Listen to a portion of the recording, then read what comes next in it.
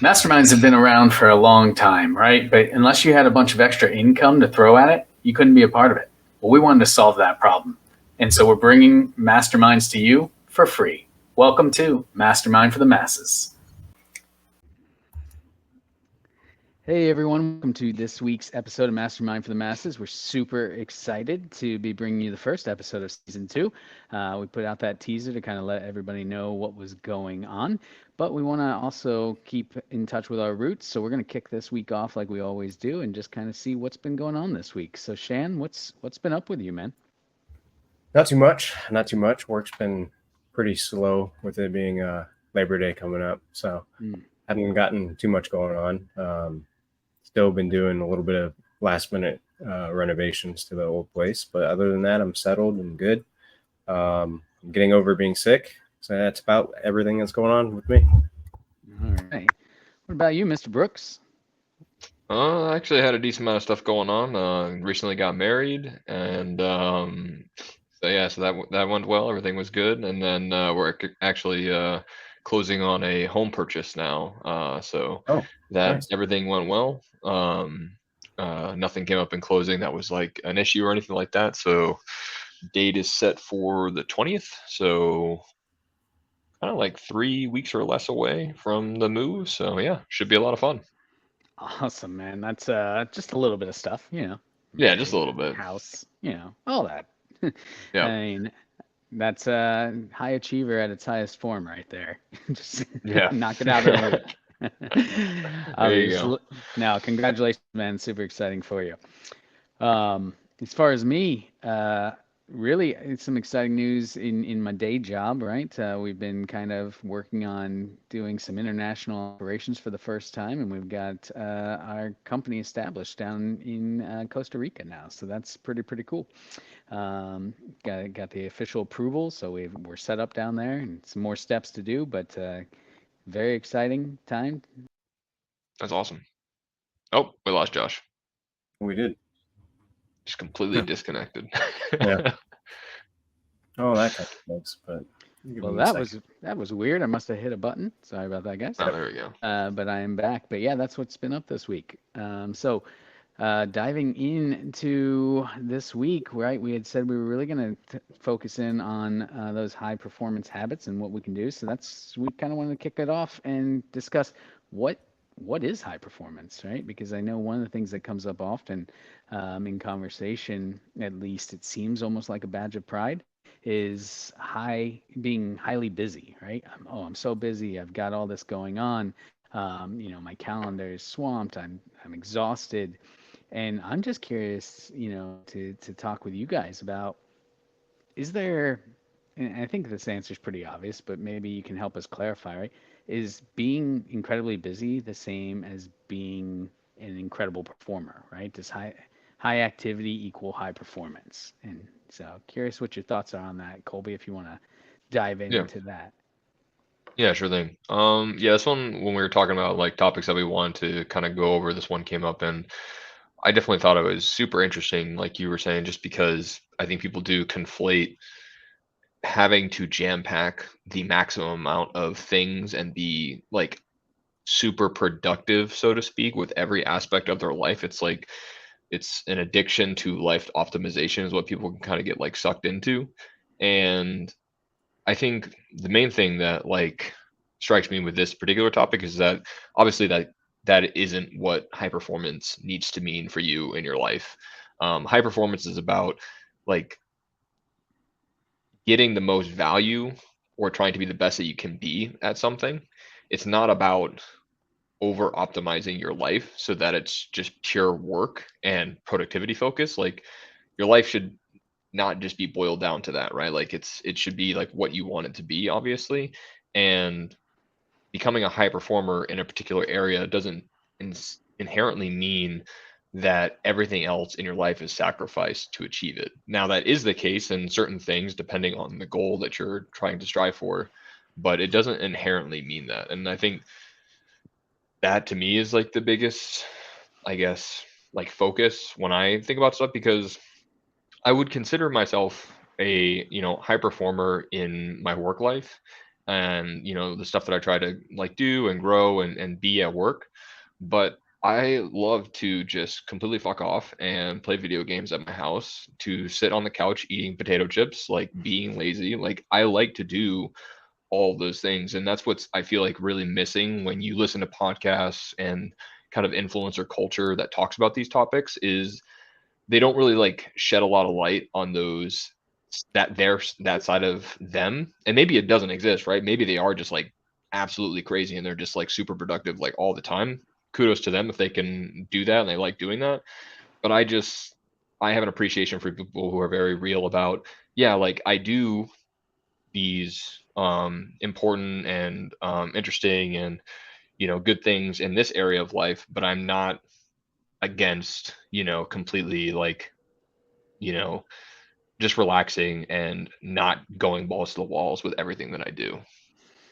Yeah, it definitely sounds like what you're talking about is being more results focused or objective oriented, right? Like you work hard when you're running at it, but then you also kind of take time to decompress. It kind of reminds me of what Shan was talking back in his deep dive, right? Is one of the things he, and correct me if I'm wrong, Shan, but one of the things I took away from that, right, is that high performance for you also includes like optimizing or at least creating revenue off of your spare time, right? Like if I remember right, that I can't remember exactly how you phrased it, but you had talked about Well, really so making you, yeah, my entire analogy with it would be really close to what you just said, right? Like I would actually conflate the two, like being very busy versus high performing. I'd almost take it like kind of like a PC or a computer, right? Like to me, high performance is optimization, right? Like the faster your computer runs, the more optimized it is. The memory is not tanked. It doesn't have too many tasks going on. Hardware is looking good. Everything's kind of up to date.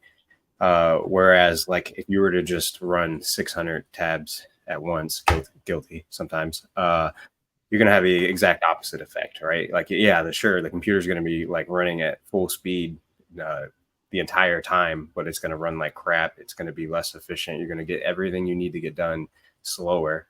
So when you talk about like someone who's being really busy versus someone who um, kind of has that self title of high performance, I think they conflate huge. In fact, like Colby said, I think it's almost the exact opposite, right? Like you can live a really fulfilling life, be lazy at times, but whenever you're choosing the avenue that you want to choose and you're really engaged with it, that's kind of how I would define high performance, right? So if it's a hobby or if it's a career or if it's like a side gig and you're putting, 90% to 100% of your effort in it, and then being able to flip that switch whenever it's time to come back to reality, that's to me how I define someone who's able to be high performance. Yeah. so that's interesting point, right? I think about high performance and you guys both touched on different areas, right? So, Colby, you were talking about like video gaming and hanging out, and you're talking, with some business operations versus your personal life. So it makes me naturally question, would you guys consider high performance to be a habit, or is it just one of those buzzwords that applies to somebody doing their things, right? Like if you're really good in in one area and then you don't perform anywhere else, is that a habit, or is that just something that you're complying with, right? Like what makes high performance a habit, I guess? Because and just to give a little more context, right, Colby, when you were talking about the video games and chilling out, yes, you do use that to refresh, but I also know kind of how engaged you get with those games, and I tend to argue that as My- far as you stand your performer in the game, right? So you see what I'm saying? Is it, you guys consider high performance to be a habit, or Can you hear him okay, Colby? No, yeah, your mic is cutting out like pretty hard, Josh. Your gear might be dying. Yeah. But I will sort of, I understand, I heard where you were kind of going with that, and Josh's point was, I think he was going at is that, yes, I say that I play video games and I kind of chill, so to speak, in my free time, and that's kind of like how I unwind. But yeah, what he was saying is that I'm also like very intense with how I game, which it's like yeah, like I almost like treat my games like high performance, but like to me, since it's not work, so to speak, I'm able to just like have that intensity and focus and like drive in games similar to what I am at work, but it's also like in work, it's not something that I maybe necessarily inherently like love. Like if I didn't need the paycheck, right, would I still go to work? Probably the answer is no, because there's a lot of other things that I could do with my time that I'd really love and would have a lot of fulfillment and passion in. So he's absolutely right about that. And so, going back to like it being a habitual thing or not, um, I mean, I think it can be a habit, and I think, you know, it it just kind of depends because I view it more as like for me, I think it's more ingrained in me as like when I do something that I love to do, I always approach it from a high performance aspect because that's what I find enjoyment in. I like approaching things from a high performance perspective in the sense that I like the process of like we're kind of doing the deep dive in me. I like the process of going from zero to hero. And I like that mastery element of things. And to me, like the pursuit of mastery is really what high performance is that whole like path. And there are habits that help you to become masterful at something, but it's to me, it's more like you're flipping on a switch where you become insanely focused and sort of yeah, it's like laser focused and driven to do that thing. And then, to me, it's more about successfully turning it off when you need to, potentially, depending on the type of person that you are. Because, yeah, I don't know. I've never thought about it as like a habit thing. To me, it's more like a skill that you can utilize when you want to. I don't know what you think about that, Shan. I think I would argue it's more of like a mentality. Being someone who's a high performer is straight up a mentality, but it takes habits to build, right? So, like, if you have positive traits, positive habits that you're practicing on a regular basis, especially if it kind of aligns with someone who's focused and aligns with someone who's really engaged in what they're doing, I think that's what it takes to become someone who's a high performer. And I don't always consider myself like to be a high performer, but there's times in my life where I know I'm completely locked in.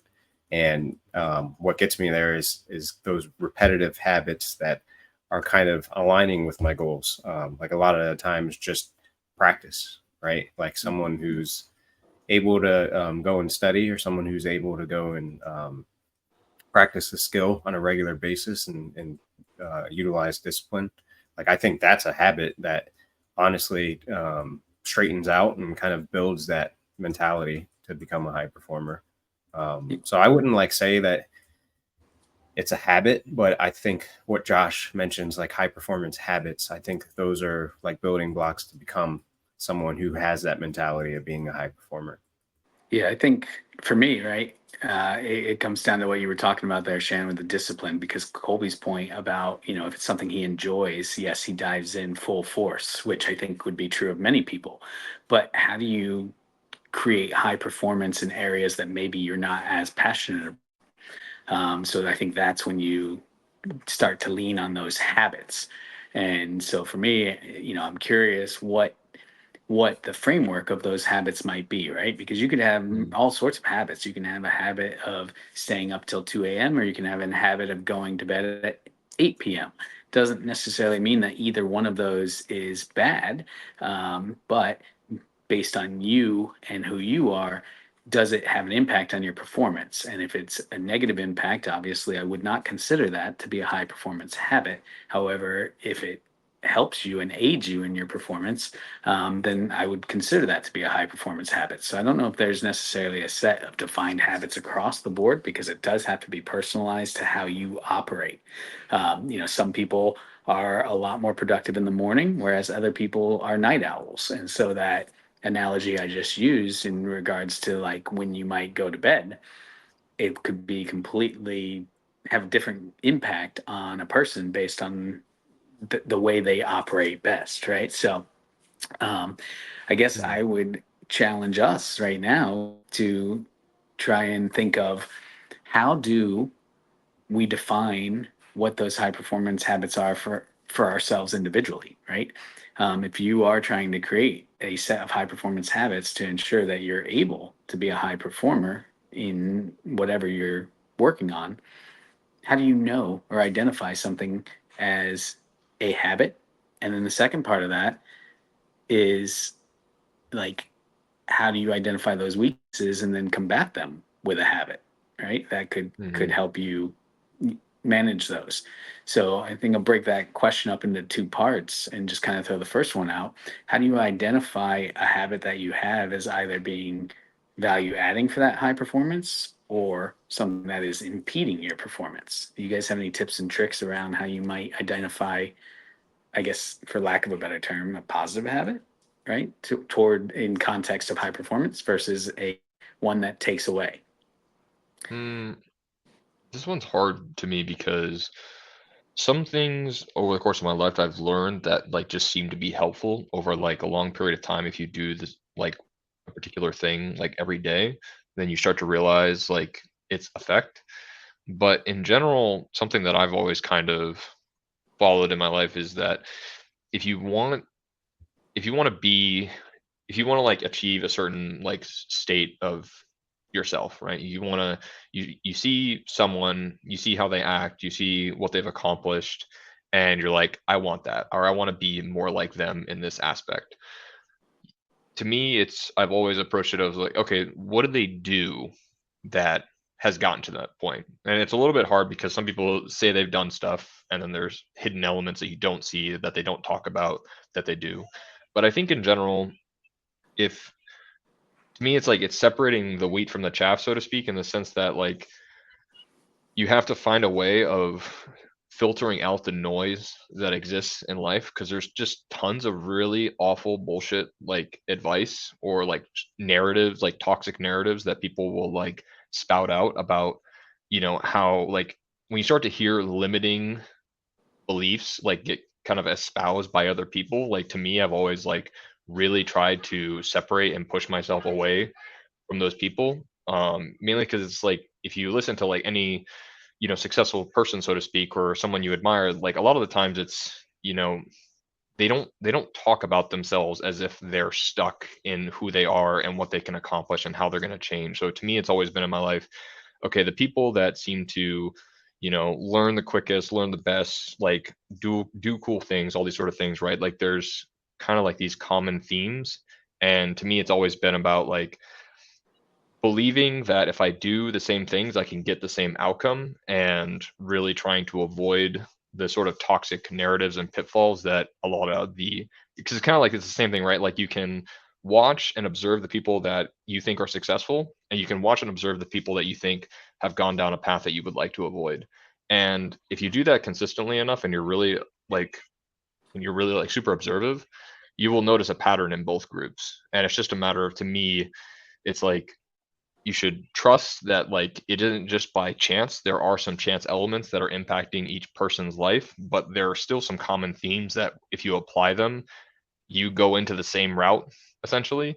And so to me it's like it's hard because that's kind of I've almost been more like a copycat, so to speak, in my life, because I'm only 28 years old. I still don't believe that I have the sort of infinite wisdom, you know, so like I'm not an oracle, I'm not a sage. Like I'm living off the shoulders of the people before me, and I think that's what you should do. When especially like when you're younger in your life, is that like you don't know everything. Like if some 25-year-old or someone my age and start like they're trying to like say that they know everything, that's utter trash. Like that's not true. I think that's trash no matter what age you're at. Yeah. And so I don't know. I think there's I guess I've been kind of blabbering a bunch, but I think to me it's a lot about look at the people that you think are really successful that you want to be like, and observe what they do and copy that. Like just do it even if you don't believe it, and see how it works, is kind of like how I've approached things. Yeah, I'd call that habit like basically approaching life with the observation mindset. Like even if you're watching YouTube, you're watching TV, you're watching someone who's professional at a particular category, right? You're watching from an observatory mindset, and instead of just like getting the entertainment out of it, you're asking the questions in the background, right? Like how did this person get there? How come they're different here than they are in this video like 6 years ago? What kind of personalities or characteristics like are building them up to that point too as well, right? That's how I approach like a lot of things, and it's hard sometimes because there's scenarios where I kind of will just waste time and watch things for the entertainment pieces of it. But at least with like marketing, like if I'm scrolling on Facebook or something and I might see an ad that pops up like 6 times, what triggers in the back of my mind is like this is performing well for them, or at least it's performing well enough for them to waste a ton of money on it and show me it 6 different times. Like what goes behind it, right? And that same like observation mindset, I think, is the habit that Colby just kind of went through, and probably one of the biggest habits that anyone can pick up and watch kind of their life really topple up when it comes to actually taking those actions and learning from, kind of how things are built. Yeah, because it's almost like it's hard to make a judgment call on whether something has been positive or negative for you in your life unless you just start to do the things that people tell you are positive and helpful things for you to do, and then you don't do them. And you have that comparison to base it off of. Because, like, there's absolutely a point in my life where it's like you're absolutely clueless and you have no direction where to go. So you choose a North Star and you go in that direction, you see how it goes. And then you can kind of compare it to where you started, and does it feel better or worse to you? So I feel like Right. you almost, it's like a necessary step. And I think it can happen any point in your life. It doesn't have to be like when you're younger or anything, but yeah, no, I think that's super critical. I think it's Yeah. also important to look back at your own behaviors, right? So once you've identified the ones that you feel are really valuable and those trends that you guys are talking about, I think you have to do kind of a compare and contrast and be honest with yourself as well. I know that's a big part of what I've experienced through growth is seeing a skill set or a character trait or a habit that someone else that is successful that I want to emulate. Um, being able to then look at what I've done throughout the day or throughout the week or the month and really gauge, am I doing that? Because it's one thing to want to do it, but or to possibly even think, but you've got to kind of measure yourself on those results. And am I actually performing at those levels and trying to be and emulate those habits, right? Because that's the only way you're really going to understand, I think, whether or not you're making progress towards those skill sets. Because I would even throw out this definition, as far as a habit is things that you do naturally, right, and instinctually, the things you don't think about. So in order to change that, you have to get more conscious about the awareness of it, right? Because if you travel through subconsciously, just doing what you do and going through the motions, that's what's going to happen. Your body kind of, it's like everyone that's ever left work, and you drive home, you kind of drive home without really thinking about it, for the most part. And after you've done it for a week or two, it becomes natural, even to the point that if you want to stop somewhere on the way home, sometimes you drive right by where you needed to turn because you were just so ingrained in doing that. That's kind of the same thing when you're forming habits, right? Is you're going along, and unless you consciously remember, oh, I need to make that turn because I want to go somewhere different today, or over long term, right? You don't do that if you just go through the motions. You have to consciously make that choice to take the detour or make the different turn. Sorry, it's been a little while since we had an analogy, so Yeah, no, I like that. And it is. It's hard to recognize that. It really is. And that's what kind of makes a difference. I think one thing that is a very helpful, like, I guess, measuring tool / exercise that you can do is if you ever come into a situation where something really makes you extremely sad, or it's like upsetting, makes you really angry, maybe not in that exact moment, but when you cool off a bit or you're a bit more level headed, think to yourself, like, if you can't answer the question, what did I do to influence this outcome or this situation, then you are not being brutally honest with yourself whatsoever, in my opinion. And I think that most people really struggle with this. It's because it's like that's like there's so many excuses that you can make, right? Like when someone upsets you, someone makes you sad, someone makes you angry, it's so easy to like just sort of have like a fury of like excuses or things pointing at that person as to like what they did wrong, how they influenced the situation, etc. Right? It's extremely hard to be like, yeah, well, like I was kind of driving like too close to them, or I influenced their reaction with my, how I worded something, like there's very like sometimes it's like a really micro detail too, but it's still a detail.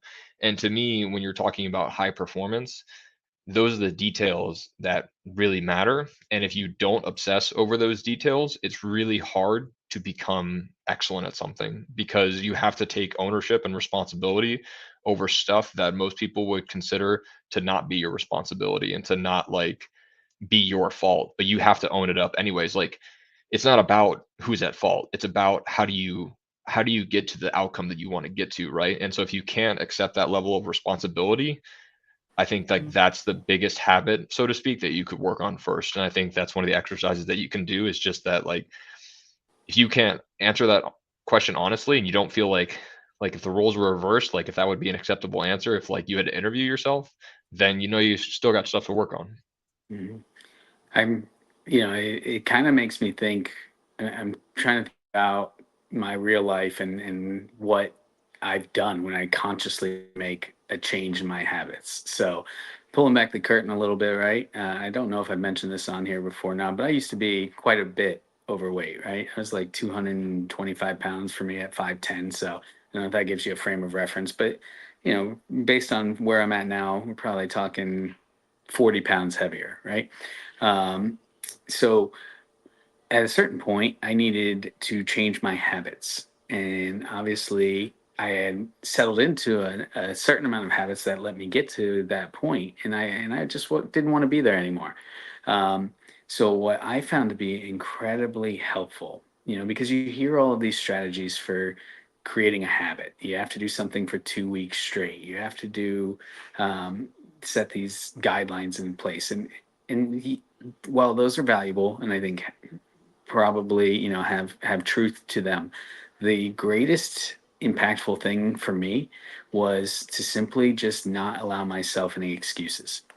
I knew that if I consistently worked out and I consistently ate healthy, and I did not allow myself to give myself an excuse, that's when I started to see the results. And what I mean by that is, so often I would have in the past said, "Oh well, I had to do a lot of extra physical work today, so now I can have that extra piece of cake, right?" Or, "Oh yeah, I lost half a pound, so I must be crushing. So now I'm going to go down an entire pizza, right?" Things of that nature. Um, but when I really, or, "Oh, I'm so tired, I don't want to work out today. I don't want to get up. It's a pain to drive to the gym," whatever the case may be. And obviously, I'm just making up all these excuses off the top of my head because we're naturally wired to be able to do that. We're our own worst critic, but we're also the first one to let us off of something, right? We can talk ourselves into almost anything. And so what Hmm. I did is I drew a line in the sand and said, okay, I know what the good habit is. There's no secret around what the good habit is that's going to lead me to the results that I want and allow me to perform well in this, getting healthier mindset that I was under. The one hurdle to following those things and doing the right things was me. So I just took the accountability and said, "You're not allowed to make excuses." So an excuse would pop into my head and be like, "Oh, I'm so tired. I'm not going to work out." And I'd be like, "No, you have to work out." Like, no excuse, no reason why, no justification. This is something that is now a part of your daily routine. This is what you're doing. Even if it got out of the regular scheduled hours of routine, like if I was always going to work out at 7 p.m. and it didn't happen because I had a meeting or something I got stuck with, and it had to be 9 p.m., that's fine. But and I was going to make it work that day. And so for me, that has been an incredibly effective um, strategy in kind of formulating new habits. And so I'm curious if either of you guys have kind of a, a tip or a trick or even a hack, right, to help reinforce or innate new habits once you identify what they are. I think you really outlined probably the most important thing, and that's belief, like 100% belief that if you apply certain actions over a extended period of time or whatever period of time, that results happen. Because you can't be disciplined and dedicated and continuing to do those things unless you actually 100% believe. It's really easy to talk yourself, because you'll make excuses like it's like, oh, this works for that person, but not for me. That's your actual belief. Like that's what you really believe when you start to make those excuses. And that's the thing that you got to like pay attention to yourself to. And like, so yeah, I think it has to start with that. If you don't actually believe in the thing that you're doing, the first moment of doubt, of uncertainty, of any wall that you hit, it's pretty downhill. So yeah, I think that is personally the most important thing. But then, like you kind of alluded to, you have to then, once you have that belief and you know you 100% know and you believe it, you just have to execute it. And that's, I think, obviously like the hardest, like, or one of the hardest parts about it too, is just that any habit, it's only a habit if you do it every day or almost every day, right? Like 5 out of 7 days or 4 out of 7 days, right? Like, and I think what people don't realize is habits aren't sexy. Habits aren't like necessarily fun every day. There's just nothing interesting about habits, unless you're talking to people about how many cool habits you have. Then you can kind of feel good about it, right? But it's kind of like the David Goggins thing of like, his big thing is you should like do things that like really suck when no one's watching, because that's what actually makes you disciplined, because no one's going to be proud of you, no one's going to like give you a pat on the back, no one does all these things, right? And I think like that's what people have to get used to, is that a lot of the times the life-changing things that you do every single day are a product of you doing these kind of shitty things every day, or sometimes they're shitty, sometimes they're not. And you know, you have to like be the one pushing yourself forward. And honestly, you can only start to get to that point through practice. And if you fail at one point, that's like, you shouldn't just give up. Like that's, I would say, like the last key thing is you have to fail, like learn from the failure and try again and just keep trying again until it happens. Because there's still like plenty of things that like I still do in my life, like new things that I pick up or new habits that I want to form. I fail it, I make an excuse and I fall off the wagon. I get right back on though. And that's the thing, is that just because you fail once or you failed multiple times doesn't mean you can't keep trying. Yeah, what about you, Shan? Any tips or tricks or key elements that have really made you able to create a new habit and lock it in for the long term? Yeah, I like to approach everything in life with a little bit of a hack, right? Like I'm kind of addicted to hacking some kind of like habit or some kind of like regular method of doing things, and just not necessarily taking a shortcut, but making it way more simpler than it needs to be. And like one thing, we keep talking about fitness, right? So I see a lot of people make the mistake of saying like, I'm going to lose 60 pounds. I'm going to get ripped. I'm going to do it today. I'm just going to go to the gym and wish for the best, right? Which some people do have that discipline and demeanor to where they can start that day and then, 90 days look great.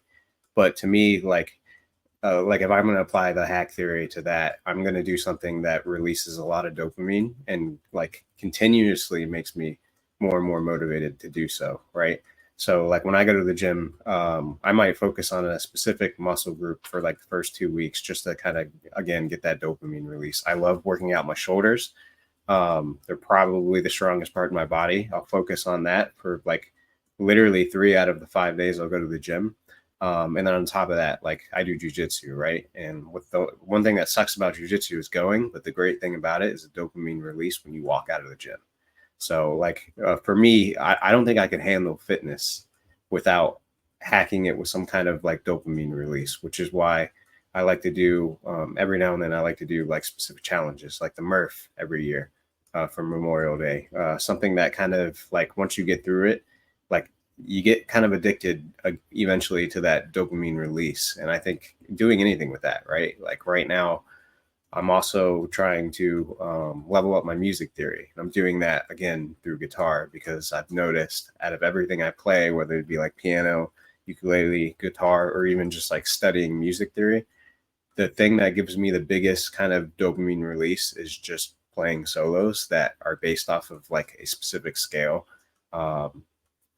And I'll practice that like an hour a night, and at the end of it, I'll feel good, right? Like I'll feel accomplished and almost like I want to keep going. So again, like when people are approaching those habits, or at least like when it comes to fitness, and they're talking about these unrealistic goals or even like realistic goals, I again like to approach everything with a hack, and that's my hack: is try to find something that's addictively fulfilling when it comes to like accomplishing it, right? Like look for that dopamine, because then at that point, it's not even just about discipline. You're almost positively addicted to it.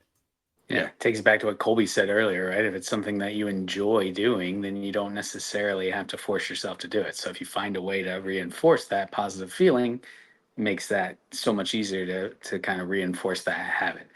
So Yeah. just circling back, right? We talked about identifying the habits that you want, um, basically determining if those are going to be positive for you, right? And contributing to that high performance factor. Taking a look back at yourself and saying, hey, am I aligning with these? And if not, consciously trying to put those elements into place, either aligning them with some sort of biohack like Shan's talking about, where it makes it a positive experience for you, or just not allowing yourself any excuses to get out of the commitment that you have made to yourself, because you're only letting yourself down ultimately. And that will kind of allow you to put those habits into place. But what about once the habit's in place, guys? Is there anything else that we're missing in this whole structure, right? Because we identified a habit, we evaluated the habit, we've now kind of figured out how to implement that habit in our lives. It's in place now.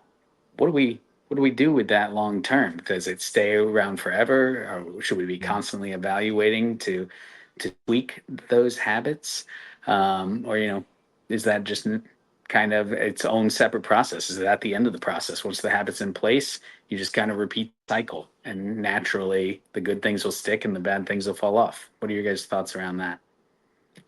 I think it's potentially like when you feel like you started to like learn like what it means to like be high performant at any given thing in life, I think it's actually very valuable to try and use that same methodology of what got you to that point in another field or another, area of life. Mainly because like when you're on the pursuit of mastery of anything, or even just like trying to be as best as you can at a particular thing, right? It's not about, or at least to me, like there's tremendous value in not just like getting good at the thing, but the things you learn and get to experience while you're learning the thing. And it sounds super cliche, but like there's a reason behind why it's like such a popular cliche that's used. And it's because it's in large part very true if you pay attention during the process. For instance, I'm going to give another gaming example. I'll try to make it as as simple as possible so that people who don't play the games are can kind of like resonate with it to some extent. So one of the games that I really love to play is League of Legends. It's primarily like a strategy-based game with some sort of you could say mechanical elements where your click accuracy, how good you are at executing certain things, right? Like there's definitely like a level of like skill involved in the game, but there's also like these macro strategy elements. And it's a lot of like war tactics almost that like you would never like normally come across or learn about in many areas of your life. There's also like an element of like chess in it with the strategy. And so it gets me thinking like in different strategic mindsets, like one of them being like this is kind of written too in the book The Art of War, where it's you make yourself seem weak even though you're strong, and it's to lure your opponent into a sense of like, oh, I'm safe, and then the moment that they get too comfortable, like that's when you pounce. You don't want to always be on the aggression because then they'll be too passive and they won't give you any opportunities to actually utilize your strength. And like that's something that like it was an opportunity to like learn and actually see in a real world example, so to speak, through the game. And but it's still like I'm still like trying to be as best as I can at the thing, but it's got this unique element to it that I wouldn't have really thought about or come across. And it gets me to think now in different ways, right? And so I might come across problems in other areas of my life or be in another situation where that way of coming to conclusions or that method, that those thought patterns will actually be helpful. The other game being like Path of Exile that I love. It's almost like you can consider it a like economic simulator for real life with the way the currency market in the game works. And there's a lot of like real world connections you can make with, balancing your time with, worrying about how much currency you're making in the game versus just having fun and doing the things that you love.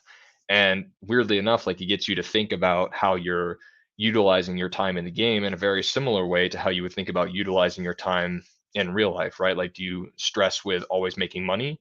In which case, like you're always like doing stuff in your free time even and sacrificing fun and enjoyment to make money. And it's like, how do you strike that balance and learn about yourself in that sort of way, right? And so I just think that like there's so many things, there's so many different things to do in life that are just super interesting and unique, and they all have sort of like they all can contribute to you growing in the way that you think about things, right? And I sort of last example I would give is, my history degree. My history professor, and this is kind of where I learned it from, was stating that when you get a degree in college, you're disciplined in that way of thinking. So when you get a history degree, you're disciplined to think about things through a historical lens. When you get a math degree, you're kind of disciplined to think through things mathematically, logically, etc.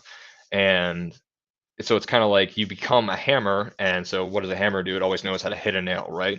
Well, to me, the kind of goal is like, yes, it's great to know how to be a hammer, but it might be cool to know how to be a wrench, or to be a beach ball, or there's like, you want to be different things that you can do more cool and interesting things in your life. And so it's not even becoming a jack of all trades and a master of none. It's like trying to become a master in as many things as possible in your life so that you can do a lot of cool and different things. So is it safe to say that you feel that high performance habits are like transcendent, right? You get Yes. them in place and they can kind of apply in a lot of different arenas. Yeah. What Yeah. about 100%. yeah? What about you, Shan? You feel like we missed anything throughout the conversation that you want to make sure we cover when we're talking about putting new high performance habits into place? No, I just honestly reiterate, like, don't be too complacent. When you talk about building those habits that build that high performance mentality, like that's something that has to stay consistent, right? Something you can't just stop whenever you reach a specific goal. And especially like in my mentality where, I kind of hack things, right? Like hack up, like continue. Maybe you have hit your fitness goal. Well, what's the next step? Like, how do you do the same thing, release even more dopamine, and tackle something even more intense, right? Like, if you're talking about someone who, when you asked the question earlier, like how do you maintain those habits, or like how do you maintain that mentality? I mean, you just continuously build it, right? And like you said, naturally, the ones that aren't that important will fall off, and that's okay because you've now in the mindset to where you're constantly getting better at one particular thing or three particular things, and you kind of don't have to worry about that anymore, right? There's a lot of things that a lot of us individuals have like mastered, or at least like gotten really good at, that maybe we're not so good at anymore, but that has built the mentality or the high performance mindset to where it kind of gives you, a healthy fall off. So for me, I just continuously try to hack everything up. What would No, you I think guys that's say great is like, advice. Awesome, guys. Well, this has been fantastic. I want to flip it over for our traditional final thoughts as well. And Shan, I know you just kind of wrapped up with some thoughts there, but I want to turn it over to you first here. You got any final thoughts around this No, entire I mean, topic?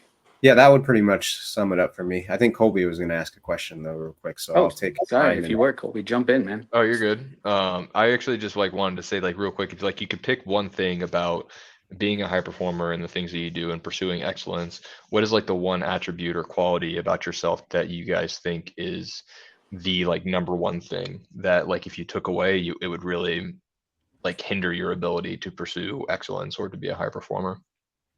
For me, it'd be the pursuit of fitness, right? Like someone who's like mentally and physically in shape, I think you can almost accomplish anything if you can get that right, or at least like you can be way more like we talked about before, way more stoic, way more like relentless, and way less kind of bothered if you're both mentally and physically in shape. And I don't think you can be mentally in great shape if you're not physically in, decent shape, right? Like if you're, 400 pounds and someone who like kind of struggles to do day-to-day things, like it's really hard for you to have like a high performance, highly motivated and ambitious mindset, right? So if you think about that, there's kind of like these small little steps you can take to build up that mindset. And I think it all starts with physical fitness for sure. For me, Colby, I would say it's confidence, right? I think self-doubt tends to keep us where we are and keeps us from growing into the habits that we're talking about. And yeah, I think confidence is key, right? Because good intentions don't come up with results. And if you're too scared to try to take on something new. They also say, that a goal without a plan is just a wish, right? And that's kind of how I look at high performance in general. I was going to save this for my final thought, but since we're there, I'm going to jump in there anyway because it popped up in my head earlier and I wrote it down. But I kind of think of it, you got to believe in yourself, hold yourself accountable, and then trust the process, kind of that consistency, right? So believing that you can do something, believing you can make the change, believing that you want it, and that you can make the change, and then holding yourself accountable to that, and then trusting the process because it doesn't happen overnight. And so if you spell that out, right, it's BAT, believe, accountable, and trust. So I like to think of it, if I'm in the batter box, right, I'm not helping the team at a baseball game at all being in the batter box. But when I step up to bat, if I believe, hold myself accountable, and trust, then I'm going to achieve. And so for me, that's kind of high performance in a nutshell. You guys know I love acronyms. That's what popped in my head while we were talking. So step up to bat. What about you, Colby?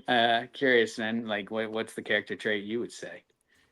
I think for me, it's always been like drive and persistence. I've just had like a very like insatiable sort of like urge to push forward and do whatever it is that I want to do. And I don't care how I like, I mean, obviously I care. I don't want to like be a bad person to like get to my goals. But outside of that, like I'm willing to like sacrifice everything to achieve what I want to achieve. And yeah, like if I took that away from me, it would be very hard, I think, for me to um, get where I want to go. And I definitely feel like I would need to recultivate that to a very strong degree.